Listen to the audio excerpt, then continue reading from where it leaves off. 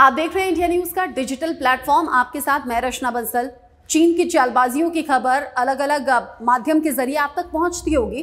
चीन जो अपनी चालबाजियों से बाज नहीं आता, और ये आज या कल की खबर नहीं, दशकों से चीन के इस रवैये को दुनिया के कई देश जानते भी हैं और समझते भी हैं कि चीन अपनी चालबाजियों के लिए ही मशहूर है और बदनाम है, हम कह सकते हैं। 9 दिसंबर वो तारीख जब तवांग में LAC क्रॉस करने की कोशिश चीन के सैनिकों ने की थी। उस वक्त भारतीय सैनिकों ने चीनी सेना को पीटते हुए पीछे खदेड़ दिया था। ऐसे कई वीडियोस आपको सोशल मीडिया पर मिल जाएंगे। हालांकि हम इस वीडियो की पुष्टि नहीं करते, लेकिन हाँ, सेना के सूत्र यही बताते हैं कि भारतीय सैनिकों ने चीनी सैनिकों को पीटा और वापस खदेड़ दिया। ये 9 दिसंबर की घटना थी। चीन बिलबिलाया, बौखलाया, कुछ और साजिशें करने लगा, कुछ और चालबाजियां करने लगा। कुछ चीनी ड्रोन देखे गए जो कि क्योंकि जमीन के जरिए वो LAC क्रॉस नहीं कर पाए, यानी कि भारतीय सीमा में नहीं घुस पाए, इसीलिए चीनी ड्रोन के जरिए एक अलग साजिश कि भारतीय सीमा में दाखिल होने की कोशिश उनके जरिए हुई। वहां भी नाकामयाब रहे, क्योंकि इंडियन एयरफोर्स जो कि वहां मुस्तैदी से पहरा दे रही थी, या फिर ये कहिए गश्त लगातार आसमान में कर रही थी। अब आ जाइए चीन की साजिशों की एक और खबर से जुड़ी हुई अपडेट के साथ। 23 नवंबर जब दिल्ली के एम्स में सर्वर को हैक कर दिया गया। हालांकि वहां 100 के करीब सर्वर हैं, उनमें से 5 चीन की तरफ से हैक कर लिए गए। और अब जो अभी शुरुआती जानकारी है वो ये कि हैक करने का सीधा सा मकसद ये था कि चूंकि देश के अलग अलग हिस्सों से लोग वहां पर आते हैं, मरीज आते हैं, तीमारदार आते हैं, उनके परिवार आते हैं, कई VVIP लोग भी वहां पर आते हैं, जाने माने राजनेता भी वहां पहुंचते हैं। उन्हीं VVIP के बारे में चीन इंफॉर्मेशन जानना चाहता है, पाना चाहता है, और इसीलिए एम्स के सर्वर को हैक किया गया है। क्योंकि पहली बार ये नहीं हुआ है कि चीन ने ये चालबाजी की हो, चीन ने सर्वर हैक करने की कोशिश की हो। अभी 23 नवंबर की घटना है, लेकिन इससे पहले अलग अलग साल में, अलग अलग डेट्स में ये पूरा रिकॉर्ड है जब चीन की तरफ से ये साजिशें हुई हैं।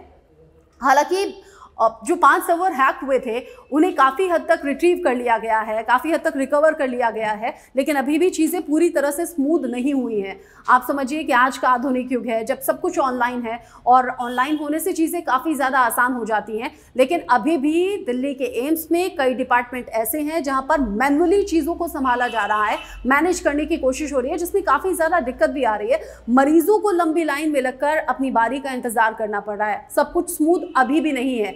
चीन ऐसा चालबाज है। 5 के करीब सर्वर हैक किए, उन्हें वापस रिकवर किया भी गया। लेकिन अभी जो आज का अपडेट है वो ये कि दिल्ली पुलिस हर तह तक पहुंचना चाहती है। दिल्ली पुलिस हर एक एंगल से जांच को आगे बढ़ा रही है। और अब खबर ये कि इंटरपोल के जरिए चीन के हैकर्स के बारे में जानकारी दिल्ली पुलिस ने मांगी है। इन हैकर्स के बारे में दिल्ली पुलिस ये जानना चाहती है कि कौन से वो IP एड्रेस थे, कहाँ से जो दिल्ली एम्स का सर्वर है वो हैक किया गया और किस उद्देश्य से किया गया। साथ ही चीन में जो कंपनी नेट उपलब्ध करवाती है उसको लेकर भी जानकारी मांगी है CBI से। CBI जानकारी जल्द ही शेयर करेगी, अब ऐसा माना जा रहा है, और दिल्ली पुलिस को एक बड़ा क्लू हाथ लगेगा। अभी तक की जो जानकारी है चीन के हेनान से और हांगकांग से दिल्ली के एम्स में जो सर्वर है उसे हैक किया गया था, और वहीं से जानकारी, वहीं से डेटा अपने पास पाना चाहता है चीन। और हांगकांग के जरिए ये जो साजिश रची गई है इसे काफ़ी हद तक तो डीएक्टिवेट कर दिया गया, काफ़ी हद तक नाकामयाब कर दिया गया। लेकिन ये हैरान करने वाली बात है, 100 में से अगर 5 सर्वर हैक हो जाए तो एक बड़ी जानकारी ऐसी है जिसके लीक होने का खतरा है। क्या कुछ और बड़ा सोच रहा है चीन? क्या कुछ और चालबाजी उसके दिमाग में चल रही है? VVIP लोगों के बारे में जानकारी आखिर चीन क्यों जानना चाहता है? इन सभी सवालों का जवाब दिल्ली पुलिस ढूंढ रही है।